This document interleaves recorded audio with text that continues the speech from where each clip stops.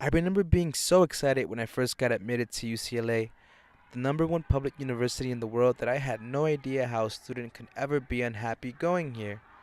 I thought that even if you come from an underprivileged background, that UCLA would be like a stepping stone, bridging the unfortunate with opportunities to succeed and to really ascend up in social status to be able to have more comfort and freedom. I never got used to how you can be having such a jolly day, enjoying the gorgeous sun on one side of campus, while on the other side you see a group of people who are clearly fed up with the policies endorsed by the President of the United States and the President of the UCs.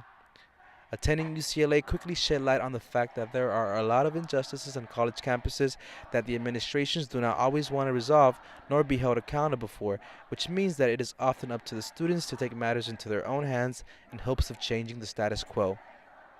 I had the privilege of sitting down and talking with Parshan, the former VP of External Affairs of GSA, to discuss the effectiveness of student activism on college campuses and the challenges that student activists face as they risk it all in hopes that they and their loved ones can lead a better life. As I rewind through the footage, it's interesting to see how students are either motivated to join the protest or look at it from the outside in, as if it was one big theatrical play that they can tune in whenever they want. This is a privilege to have that not everyone gets to enjoy, and so for the ones that do get to enjoy it, I created this project for you to consider taking action next time you see students politically organizing to stand up for a cause. My goal when I came to UCLA as a first year master's student was to do a lot of work on student labor and student workers issues. And then Trump happened.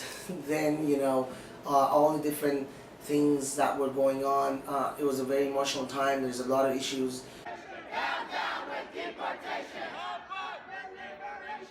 From the summer on, we also picked up on a new project which was helping and working on the UCLA Valley workers issue. And again, these are mostly black and brown immigrants that were fired by the university and replaced by lower paid, unprotected student workers. And we have been trying to fight to address this issue and the fact that we need to put an end into using and abusing student workers to get rid of full-time workers who depend on those jobs for their families.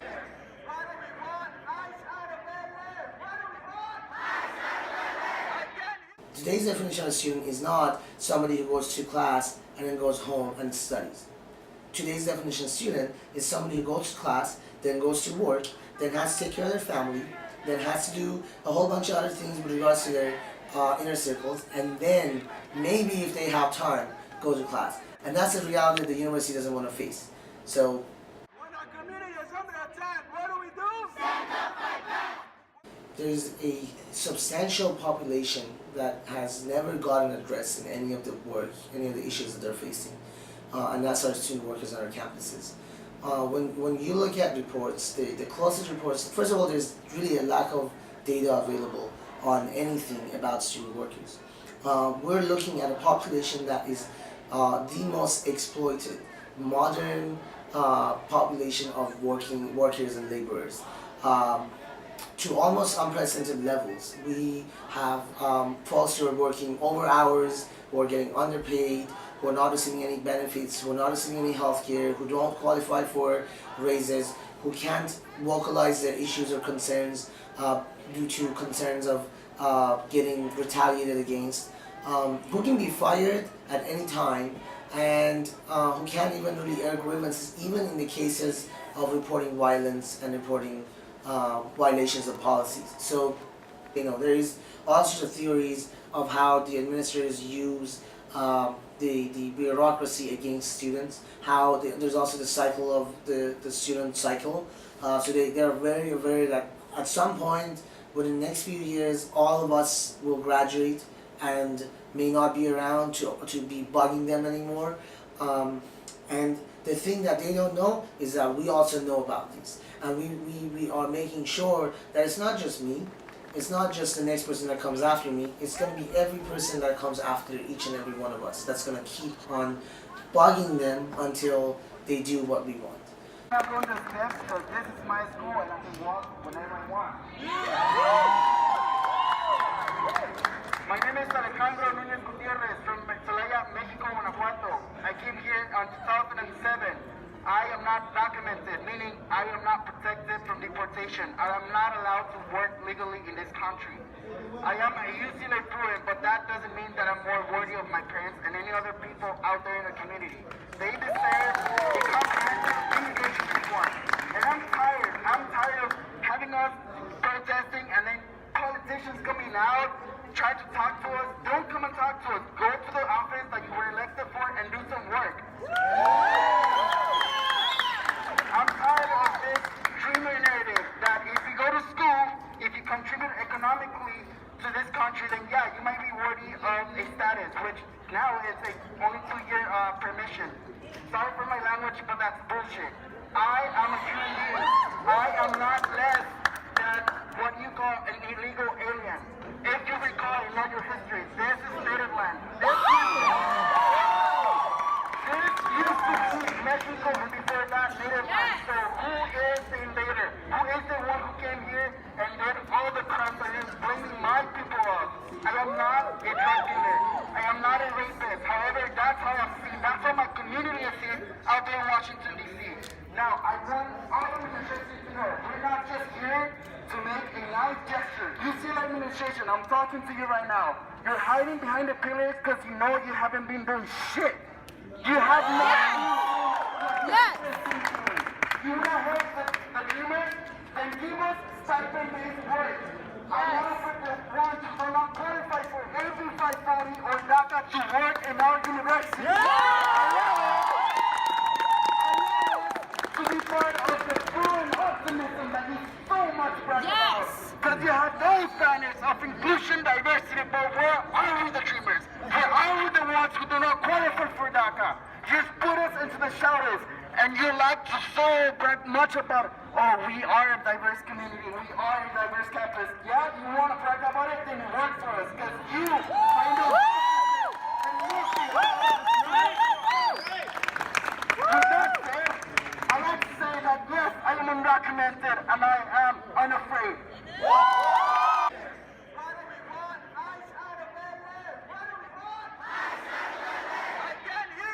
Sometimes on the short term, we want something really quick and really fast, and they know that we want it fast, so they try to elongate the process, and in the process of doing so, trying to silence and then shut it down, and hopefully no one will remind them that there will be a case. Another example of this, about a year and a half ago, in July or September, I don't remember which one, of 2016, I met with the Office of the President along with UCSA at the time. The first ask they had was that the $15 minimum wage that was a promise to the university to all its workers should be also extended to its student workers, because that there was an exemption. There was, like, you know how advertisements had that little tiny caution note on the bottom of their thing. It was like the whole grand slam, like, we are going to give $15 minimum wage to everybody, every worker who comes to the university, except the students. And so I was, I told them, like, hey, this needs to be gone. We need to have student workers get $15 minimum wage too. And they were like, oh, we'll do the analysis. And that's the other piece that they usually use as well. Like, oh, we need more data, we need more information.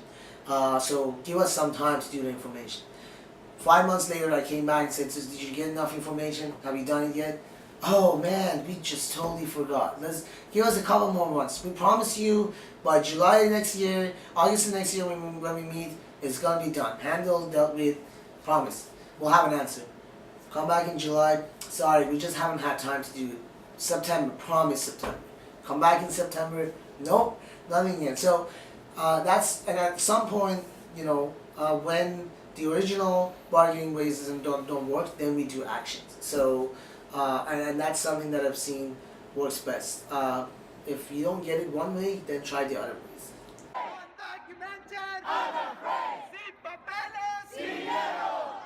So I think in my now 6th year in total in the UC system, I was 4 years in UC Irvine and then 2 years now.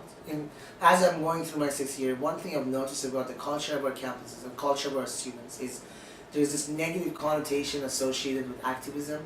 A lot of people are scared of putting themselves out there, putting their names out there. Some of them for good reasons, but most of them, there's just this fear of oh my God, do I want to put myself on the line, put anything in jeopardy for these causes?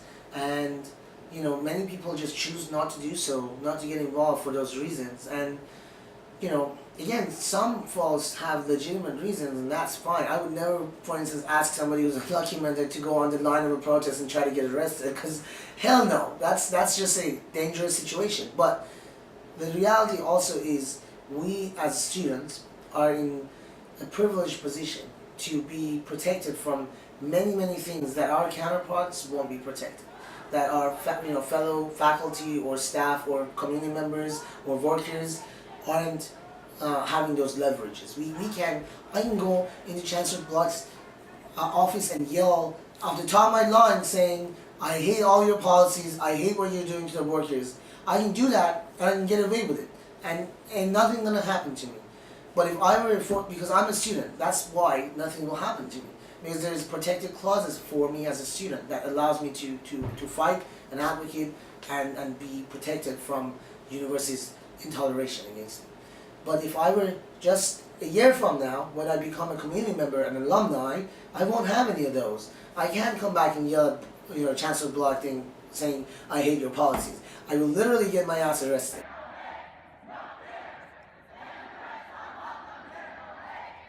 And so that's why I genuinely think, yes, there's a lot of people who are in fear of what could or would or may happen to them, but when we have our communities, our neighbors, our immigrants, our LGBT community, our Muslim folks, our Jewish folks, when we have all of our community members under attack by these policies that Trump administration, or even policies I would argue that our UCLA or the UC system are putting in place, there is no time for us to thinking now whether or not, like, should I wait, is something that I do may jeopardize my own personal gains. Because that's the selfish way of thinking about it. There's hundreds and hundreds of other people that depend on us to be able to get something done. And so we must get something done. When our community is under attack, what do? Stand up!